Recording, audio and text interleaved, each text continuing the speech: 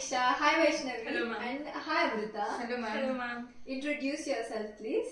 So, my name is Samiksha. I'm from Mumbai. I scored 660 in NEET and it was my first attempt. Okay. My name is Vaishnavi and I'm from Nashik and I scored 661 in NEET. This was my second attempt. I scored 541 in my first attempt. Hello everybody, my name is Amruta Shinde and I'm from Pune. This is also my second attempt. In first attempt I scored 515 marks, 515 marks, and in this attempt second I scored 655 marks. Okay तो मैं तुम दोनों से पूछना चाहूँगी कि ऐसे क्या गलतियाँ आपने की है कि या तुम लोगों को क्या लगता है कि आपको क्यों सेकेंड अटेम्प्ट लेना पड़ा जो कि वो लोग अवॉइड करें ऐसा.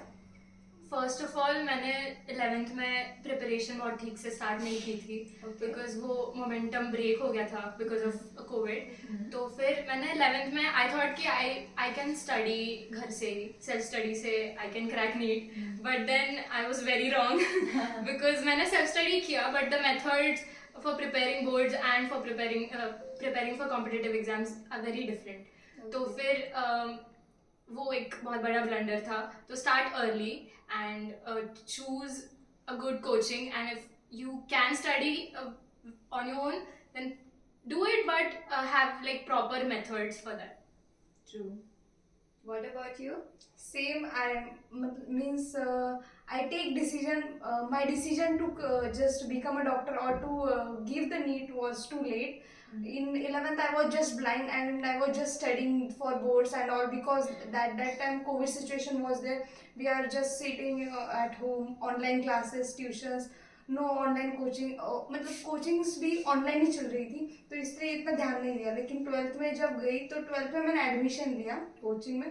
Then afterwards I started doing coachings और उस टाइम 11th का नॉलेज नहीं था. डायरेक्ट 12th में किया इसलिए ज़रा अप्स एंड डाउन्स बहुत आए बट उस टाइम करेक्ट मतलब गाइडेंस भी. लेकिन कोचिंग में 11th में से रहे मतलब 11th से आप रहोगे ना तो प्रॉपर एक मेथड समझ जाती. जब मैं जस्ट 12th में फ्रेश हूँ लेकिन मेरे साथ जो है वो 11th कर चुके हैं, उन्हें एक प्रॉपर मेथड पता है, प्रॉपर गाइडेंस है. इसलिए ज़रा स्टार्टिंग में ज़रा डिफिकल्टी आई लेकिन उसके बाद से इंस्टीट्यूट ने बहुत सपोर्ट किया. सारे टीचर्स फैकल्टीज अच्छे थे इसलिए it was better. But my according to me take decision quickly after 10th. Take quickly what are you supposed to become. Okay.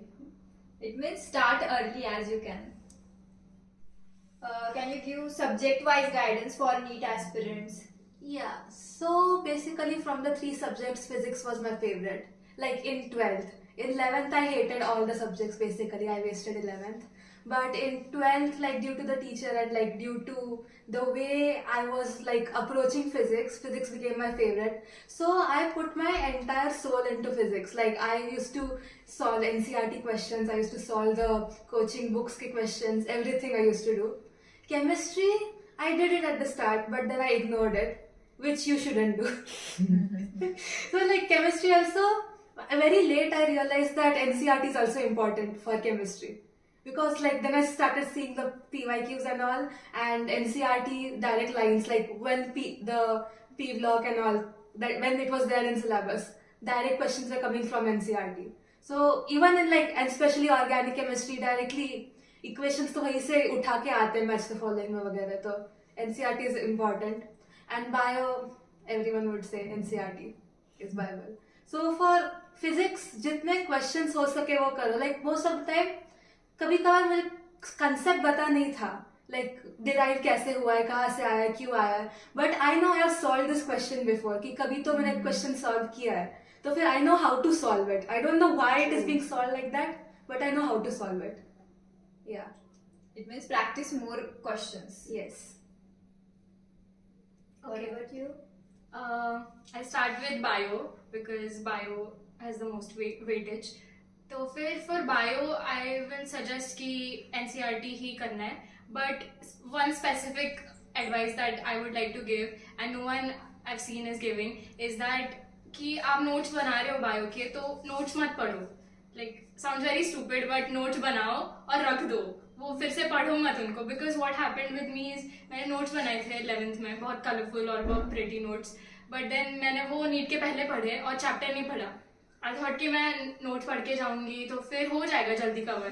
But then मेरा मॉर्फो का I skipped some diagrams in my notes और वो 3 diagrams 3 questions में आ गए and all three of those questions मेरे गलत हो गए. I could not even attempt those questions because I was not sure.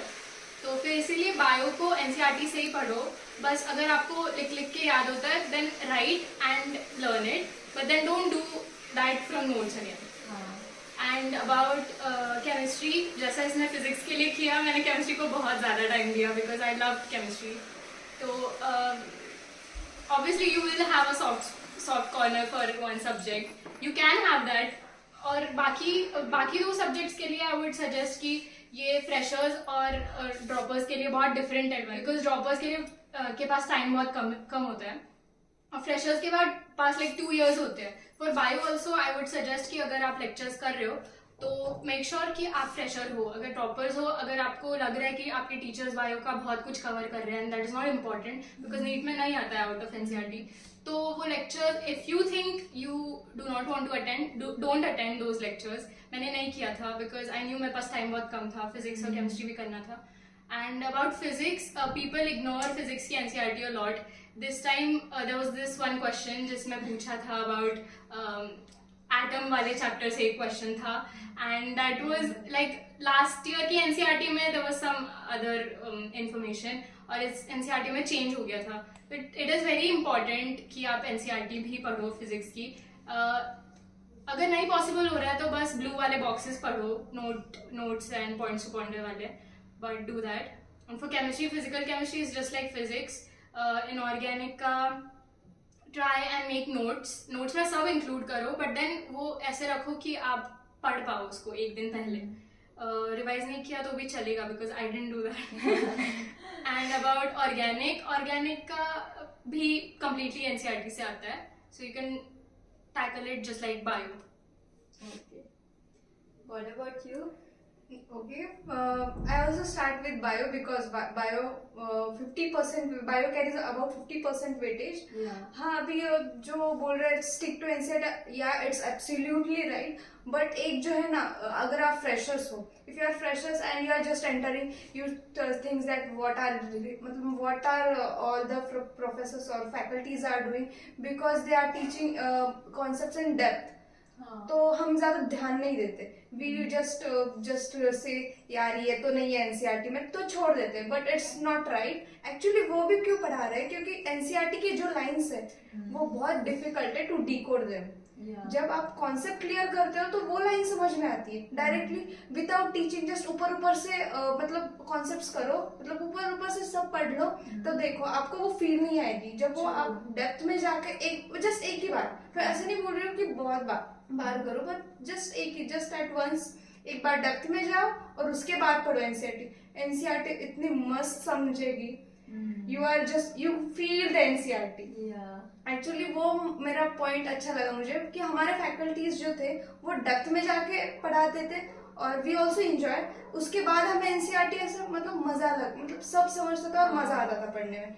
अगर आप डायरेक्टली सिर्फ ऊपर से पढ़ोगे तो फिर रट्टाफिकेशन टाइप हो जाएगा कि आप रट्टा मार रहे हो लाइंस का. तो वो एक अवॉइड करो कि टीचर्स को ब्लेम मत करो. तो यार उनका भी एक्सपीरियंस है, बहुत एक्सपीरियंस फैकल्टीज होते हैं. और फिजिक्स जैसे बोले, हाँ फिजिक्स का मेन मतलब हम बोलते हैं ना more practice. It doesn't means more books, DC Pandey ये वो. Don't just stick to one book. Whatever you have join the institute, यार उनका एक्सपीरियंस है, उनके अलग मतलब मेंबर्स होते हैं, ग्रुप होता है for designing the modules. They also wants their selection. तो जिस इंस्टीट्यूट से आप मतलब बिलोंग करते हो उसी इंस्टीट्यूट के बुक्स को स्टिक करो.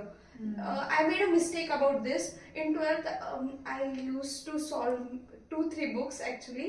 Okay. So I was just wandering here and there. But I got a correct path to study in my droppers. So I feel कि don't मतलब एक ही मॉड्यूल है ना, 4 बार करो. True. 4 बार I करो. agree. हाँ. लेकिन 4 बुक्स एक बार करने से कोई फायदा नहीं होता. क्योंकि एक बार के में ना तुम्हें दूसरी बार उसी बुक्स का क्वेश्चन पूछेगी, तुम्हें पता नहीं होगा वो क्वेश्चन बुक में ही था. ये पॉइंट क्योंकि ये पॉइंट्स मुझे एक सर मिले ड्रॉपर्स में, आई टोटली बिलीव कि मेरा सिलेक्शन उन्हीं के वजह से हुआ. He just my big brother, you can say. डांटते बहुत थे, बहुत रूड थे, बट उन्होंने पूरा गाइडेंस किया. लिटरली मैं सुबह 8 से रात को 8 बजे तक थी, क्योंकि मेरी सिस्टर जस्ट बिहाइंड में, तो उसका 7:45 बजे क्लास था, इसलिए मैं सुबह 7:45 से रात के 8 बजे तक इंस्टीट्यूट में ही रहती थी. वो पूरा ध्यान देते थे मुझ पे. अच्छा. तो first of all, don't just wonder here and there, stick to one book, solve that book 4 times. हो जाता है, सब क्लियर हो जाता है. और पीवाई के उस पर फोकस करो. और केम, मैंने जो बोले सर वो केम के ही सर थे. वो मतलब कॉन्सेप्चुअल ज्यादा पढ़ाते थे. मैंने केमिस्ट्री में लिटरली कुछ रट्टा नहीं, इनऑर्गेनिक छोड़ के रट्टा नहीं. ऑर्गेनिक के भी वो मतलब वो उनका एक्सपीरियंस जरा ज्यादा था, इसलिए वो जो बोलते थे वो लाइंस आ जाती थी एग्जाम में. We used to highlight them and write their Q that will going to come in our exam. तो वो आता था. इसलिए केमिस्ट्री में इनऑर्गेनिक जस्ट हमें तो बोला था इनऑर्गेनिक समझे ना समझे एक बार, मतलब नीट के पहले जनवरी से ना सिर्फ वीक में 3-4 बार इनऑर्गेनिक के जितने चैप्टर से रीड करो, सिर्फ रीड करो, जस्ट रीड इट. और ऑर्गेनिक को ऑर्गेनिक के लिए तो फ्लोचार्ट मतलब पूरा नोट्स ही पढ़ना पड़ता है. और physical just like don't go here and there, just stick to one book, that's all. Okay.